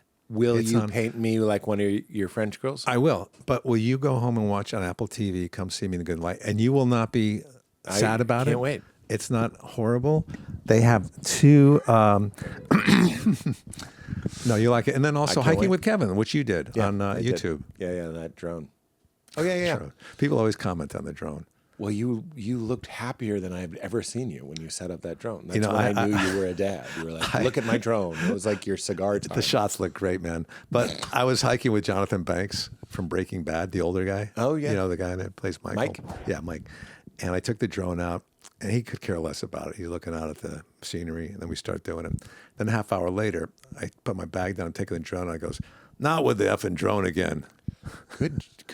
Not with the effing drone again. Not with the effing drone again. That was very good. That's your best impression. You closed strong. The Hawaii story is I did a corporate show and I was going out and they wanted me to do 15, then there'd be 30 minutes of an award show, 15, 30 minutes of an award show, 15, Oh, no. 30 minutes of an award show, 15. Oh, no. And I go, who else has done this? And they go, Kevin Nealon. I No. took great comfort in it. Really? Yeah. Oh, was it it on the, Maui. Oh, okay. Yeah. Was it the Wouldn't Don that- Ho Award Show? I don't know what it was. What was it? The Don Ho don't Award know. Show? No, I think that was like an engineering kind of a thing. A lot of names you read off, and It was rough. yeah, it was rough. Nothing's funny in Hawaii. Why didn't they have me come back? It was one of those ones where you can't do it twice. Yeah. Yeah, rough. I'm But, sorry. Well, no, I Thanks for having me on here. you ever do a show? Sorry, last point. You ever do a show and it's like a not ideal corporate gig in Hawaii? Yeah. And I know that's a bad thing to complain about because on one hand it's such a privilege, but I take great comfort going like, well, Kevin did it. Oh, I know, always. I'm like, I can do it. Yeah. Not I can do what you do, but I'm like, he's here. I'm not alone. It's Yeah, like yeah. you're there with me. I ate shit. Of course. There were waves lapping up on the beach. And they just did 30 minutes of awards and I'm back. And it's got to be clean. And I'm like, yeah. See, a guy like you makes me feel like, oh, I could do a new hour of material. Then you do that and you're like, nothing I've ever said has ever been remotely funny. So thanks for being here. Thanks for having me. Man. Keep it crispy. Would you say it? Keep it fried. No, you have to say Keep it crispy. There it is. Keep it crispy, baby. Keep it crispy. Do it as Trump. Keep it crispy. Very good. Keep it crispy. Now do it as Mike from Breaking Bad. Keep it crispy. Very Keep good. it crispy. It's the same as Trump. Keep it crispy. It's Trump. Keep it crispy. Keep it crispy. Walter. All right. Thank you. You made it weird, you made it weird, you made it weird, oh yeah. You made it weird, you made it weird, you made it weird, oh yeah. You made it weird, you made it weird, you made it weird, oh yeah. You made it weird, you made it weird.